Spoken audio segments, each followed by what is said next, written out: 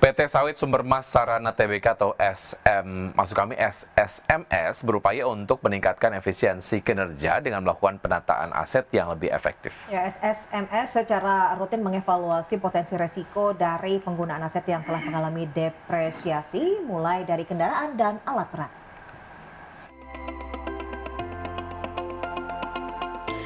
PT Sawit Sumber Mas Sarana Tbk atau SSMS berupaya untuk meningkatkan efisiensi kinerja dengan melakukan penataan aset yang lebih efektif. SSMS secara rutin mengevaluasi potensi risiko dari penggunaan aset yang telah mengalami depresiasi, mulai dari kendaraan dan alat berat. Berusaha melakukan pemeliharaan melalui pusat peralatan alat berat dan melaksanakan program peremajaan secara bertahap untuk menjaga kelancaran dan keselamatan operasional. Meskipun realisasi belanja modal pada kuartal 1 2025 tercatat lebih rendah dari proyeksi, namun SMSS telah melakukan penambahan uang muka untuk penambahan aset tetap senilai 60,7 miliar rupiah. Walaupun realisasi lebih rendah dari perkiraan, tetapi berusaha memastikan hal tersebut tidak berdampak pada operasional maupun pencapaian target jangka panjang SSMS. Adapun SSMS menyiapkan belanja modal atau capital expenditure sebesar 510 miliar rupiah untuk 2025. Per Maret 2025, SMSS telah menyerap sekitar 30 hingga 35% dari anggaran yang disiapkan. Berbagai sumber, IDX Channel.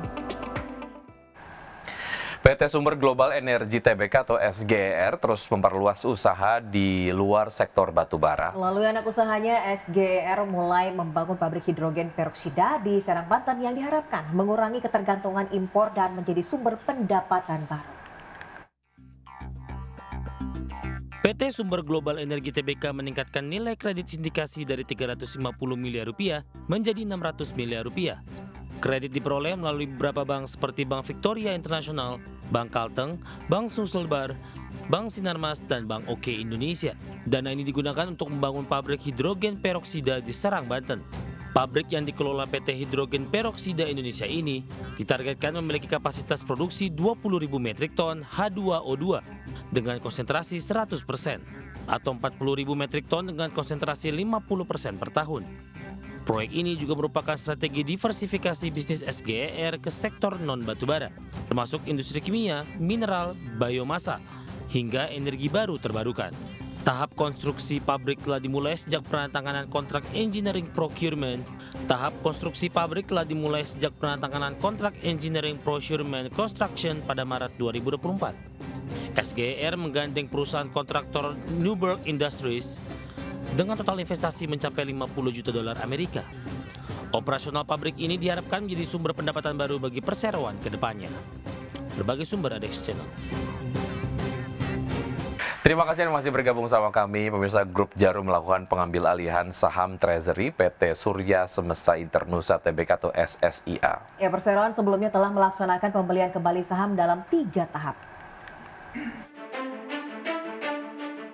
Grup Jarum melakukan pengambil alihan saham Treasury PT Surya Semesta Internusa Tbk atau SSIA.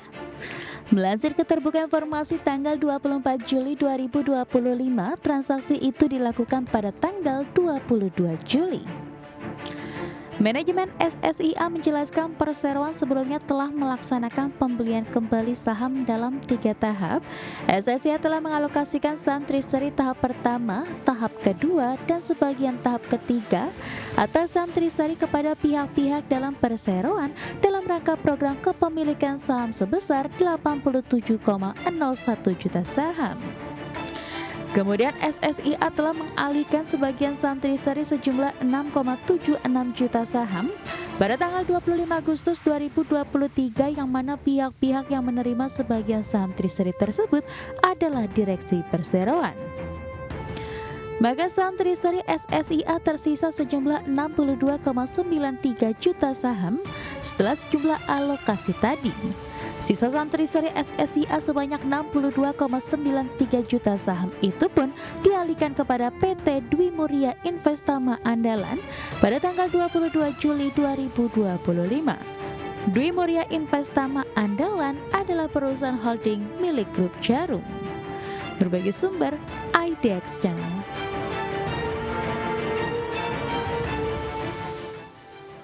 Ya, pemirsa, emiten properti PT Pura Delta Lestari Tbk membukukan marketing sales senilai Rp580 miliar di sepanjang semester 1 2025. Capaian tersebut merepresentasikan sekitar 32% dari target marketing sales tahun ini sebesar Rp1,81 triliun.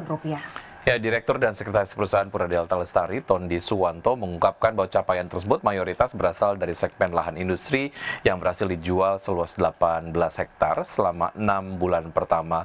Dan adapun sektor data center dan FMCG menjadi pendorong utama penjualan dengan kontribusi sektor data center mencapai 69%. Namun demikian, manajemen Perseroan mengakui bahwa sentimen negatif dari melambatnya pertumbuhan ekonomi global dan domestik turut mempengaruhi capaian penjualan semester pertama tahun ini. Lebih lanjut, manajemen menilai permintaan terhadap lahan industri masih cukup kuat dan menyebut terdapat potensi permintaan sekitar 75 hektar yang lebih dari 50% diantaranya berasal dari sektor data center.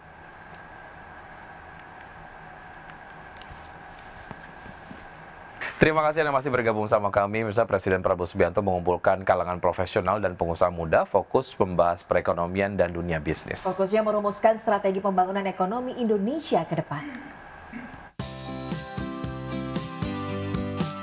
Bertempat di Padepokan Garuda Yaksa, Hambalang, Kabupaten Bogor, Jawa Barat, Presiden Prabowo secara khusus mengumpulkan 82 profesional muda. Dalam pertemuan tersebut, Presiden dan para pengusaha muda ini fokus membahas perkembangan ekonomi, ilmu pengetahuan, teknologi terkini, serta dunia bisnis. Para profesional muda tersebut yang merupakan lulusan dari berbagai universitas terkemuka di dalam dan luar negeri, yang tergabung dalam program Presidential Fellowship in Economic and Business Leadership yang digagas langsung Presiden Prabowo sendiri. Kepada para pengusaha muda, Presiden menegaskan Indonesia harus bisa menciptakan pemimpin-pemimpin baru di bidang bisnis dan ekonomi yang intensif, merumuskan strategi penguatan ekonomi Indonesia termasuk upaya menuju swasembada energi. Diharapkan 82 profesional muda ini dapat meluncurkan ide-ide inovatif, gagasan segar guna mendorong kemajuan bangsa dan memanfaatkan potensi generasi muda. Dari Bogor, Jawa Barat, Tim Liputan, IDX Channel.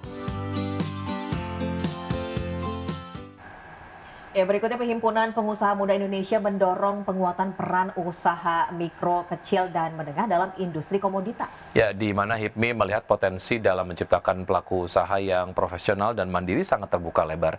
Badan Pengelola Dana Perkebunan Serikat Petani Kelapa Sawit bersama BPD Himpunan Pengusaha Muda Indonesia atau HIPMI mengambil langkah konkret dalam memperluas akses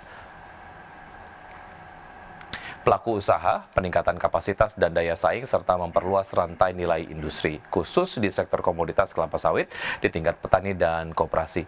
Ketua BPD HIPMI Sulawesi Tenggara beserta Ketua Umum SPKS menegaskan upaya konkret ini merupakan bagian dari strategi jangka panjang dalam menciptakan pelaku usaha komoditas unggulan ini secara profesional dan mandiri, di mana industri perkebunan sawit menjadi salah satu pendorong tumbuhnya ekonomi kelompok dan UMKM sektor pertanian, serta sektor komoditas sawit menjadi sumber penghasilan ekonomi bagi sebagian masyarakat di beberapa daerah secara berkelanjutan. Dan kekuatan ini menjadi wadah bagi pengusaha muda untuk berinovasi, berkreasi, dan berkontribusi pada teman-teman penangkar dari penangkar bibit kelapa sawit. Ini kurang lebih ada sekitar 30-an, kalau tidak salah, yang hadir pada kesempatan hari ini. Bapak Ibu semua, tentunya puji syukur kita panjatkan dari Allah Subhanahu